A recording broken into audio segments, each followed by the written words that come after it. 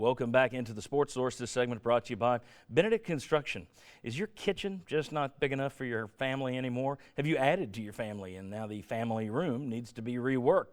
Trust the team I have used for construction. Call Dan Benedict and Benedict Construction this week. They do tremendous work. I'm very happy with what they've done for me, including this big, beautiful set, which I want to show you, the Benedict Construction big board over there. Although we're not showing you the full part that they built, which is huge. I'm just zooming in on the board. All right, here's the deal. The numbers, the expectation for this team got out of whack, I think, when some folks started claiming UT had top 5 talent and playoffs talent to do more than just compete for and win the East. What you see are the number of 4- and 5-star signees, according to Rivals, for 7 programs over the last 4 years. You've got Tennessee's next 4 SEC foes, and I threw in the other 2 top teams from the top 3 in the poll going into yesterday, Ohio State and Florida State. What you see there is Ohio State with 75 4- and 5-star guys over the last 4 years, Alabama with 70, Florida State with 61, Georgia with 55, Tennessee with 51. That's very good. That is compete for, possibly win the East. That's right where you are, ahead of Florida, a little behind Georgia. But the idea that, oh, well, we can compete with anybody's top 5 talent. No. Look at Ohio State. Look at Alabama. Look at Florida State. That's a different level. So I think that's where things got a little out of whack. Should Tennessee be playing better than they have? Absolutely. But the idea that they could go out and beat the Green Bay Packers is a little absurd. All right. Kyler, so again, you're the missing man from last year's offensive line. What has happened? They look like they've taken a step backwards. Well, first, a lot of switching around hasn't helped them at all. Right before the season, Chance Hall got hurt, which kind of mixed up some stuff for them, and they had to switch people around.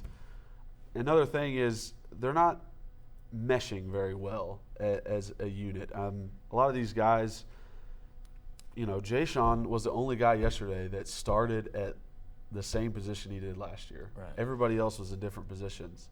So, I mean, it's hard to play as offensive line if you're not meshed together. Saying that, there's drives where the first drive of the game last game, we went 3 plays and a touchdown. Like it was nothing. There was no problem with the offensive line. There was no problem with the protection. Dobbs had it all day. But then right after halftime, we're punting over and over and over. So it's just consistency. That's all it is. This offensive line are very good people. There's a reason why Coleman Thomas was on Remington Award watch list. There's a reason why Jayshon Robertson was a preseason All-SEC guy, because they are good players. They're supposed to be out there. They are top 5 talent.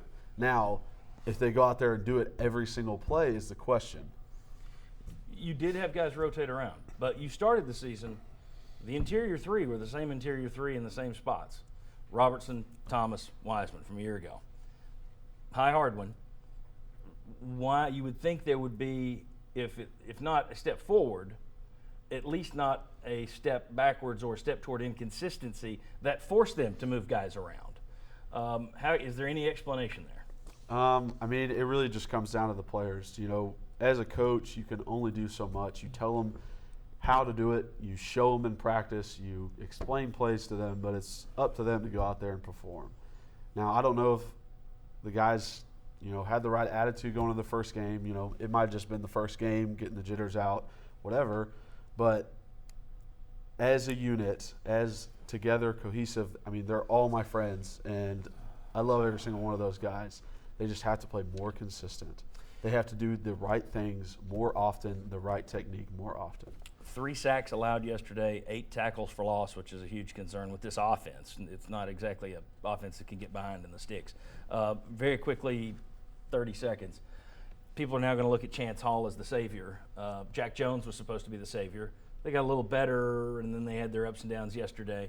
Is too much going to be expected of Chance Hall when he comes back? I don't think so. Chance performed very well last year versus Georgia and Alabama, and that's what's going to happen. If you perform well there, you're going to get the huge expectations put on your shoulders. Now, he's got very broad shoulders, so I expect him to be able to handle it. Right. But, he knows that if he's coming back and the offensive line hasn't been doing too well, that people are going to look at him and say, hey, you got to change this. You got to do really well.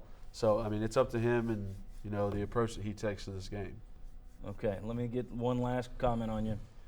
Dan Mahoney. Now, look, he's your former coach, so I'm going to expect you to say nice things. That's my guess. There are a lot of people asking questions.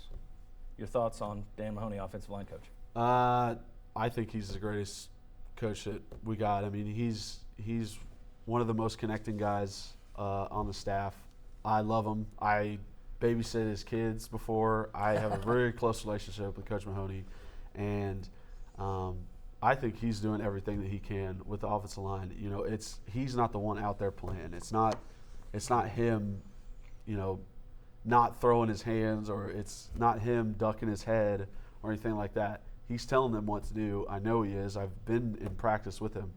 He's showing them how to perform at their best. It's up to them to bring the right attitude and perform the right way. Kyler Kerbyson. Okay, very good. And I like Appreciate it. Coach Mahoney too. All right, there you go.